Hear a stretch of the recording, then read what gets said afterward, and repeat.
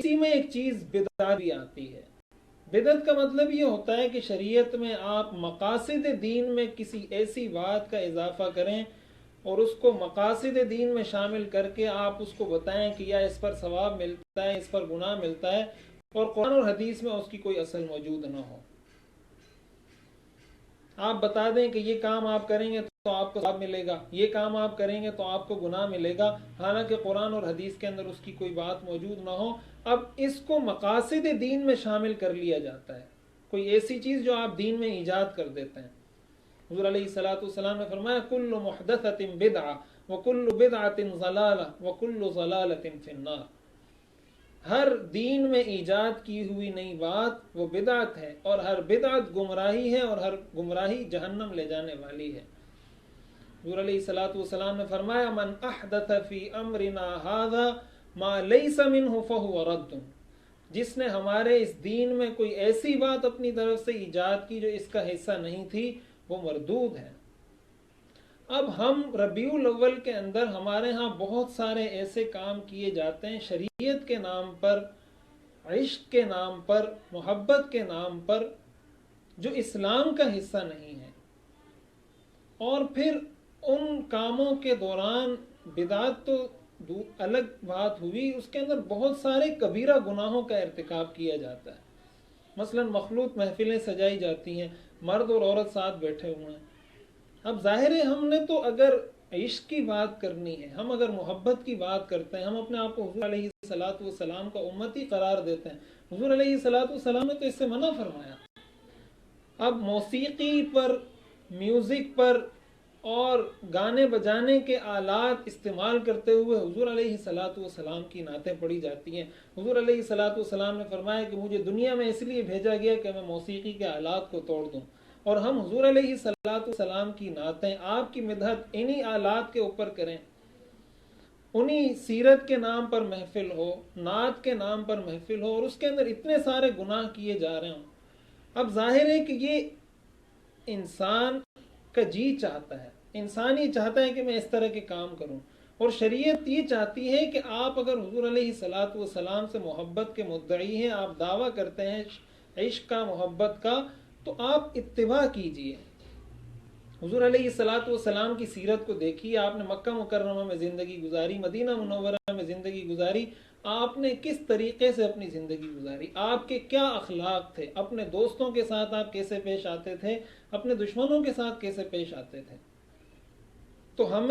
ہم اگر شریعت پر عمل کرنا چاہتے ہیں، یہ ایک خیر خواہانہ، ہمدردانہ، ایک مخلصانہ بات قرآن اور حدیث کی روشنی میں آپ کے سامنے وہ بات ذکر کر رہا ہوں جو قرآن اور حدیث سے ہمیں معلوم ہوتی ہے۔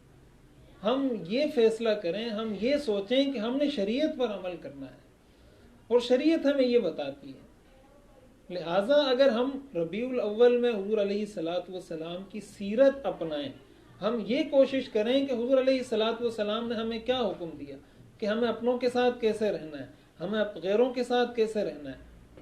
ہمیں اپنے دشمن کے ساتھ کیسا برتاؤ کرنا ہے، اپنے دوست کے ساتھ کیسا برتاؤ کرنا ہے، اپنے گھر میں کیسے رہنا ہے، باہر کی زندگی کیسے گزارنی ہے، کاروبار کیسے کرنا ہے، معاشرت کیسے کرنی ہے۔ اب ہمیں کاروبار کے مسائل، شرعی مسائل کا پتہ ہی نہیں ہوتا، معاشرت کے مسائل کا پتہ ہی نہیں ہوتا، بہت ساری چیزوں سے ہم نابلد رہتے ہیں، ناآشنا رہتے ہیں، ہمیں کوئی علم نہیں ہوتا۔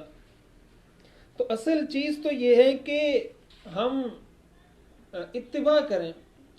کسی بھی چیز کو آپ اس کے آثار سے، اس کے اثرات سے پہچانتے ہیں۔ یعنی اگر میں یہ دعویٰ کرتا ہوں کہ میں حضور علیہ الصلوۃ والسلام سے محبت کرتا ہوں،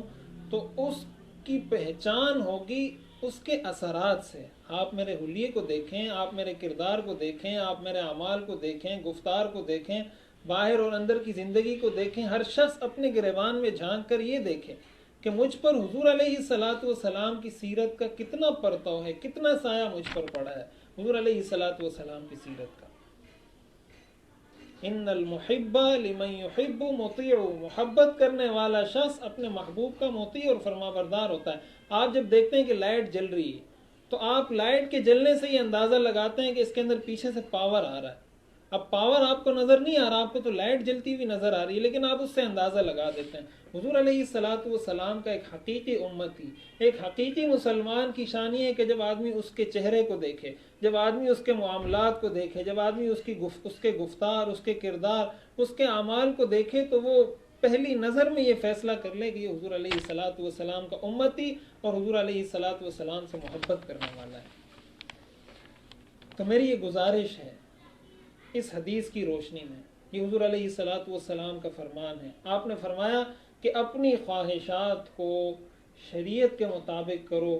شریعت کو خواہشات کے مطابق نہ کرو۔ ایک اور حدیث کے اندر حضور علیہ الصلوۃ والسلام نے فرمایا ثلاث منجیات و ثلاث مہلکات، تین چیزیں ایسی ہیں جو انسان کو نجات دیتی ہیں، اور تین چیزیں ایسی ہیں جو انسان کو ہلاکت کے گڑھے میں پھینک دیتی ہیں۔ اور جو ہلاکت والی چیزیں حضور علیہ الصلوۃ والسلام نے گنوائیں، ان میں آپ نے فرمایا ہون متبع وشح مطاع واعجاب المرء بنفسه۔ پہلی چیز جو آپ نے بتائی وہ یہ ہون متبع، وہ خواہش جس کی پیروی کی جائے۔ یعنی خواہشات تو انسان کے دل میں بہت ساری پیدا ہوتی ہیں، غیر اختیاری طور پر کوئی خواہش پیدا ہوتی ہے تو اس پر کوئی مواخذہ تو نہیں، لیکن جب اس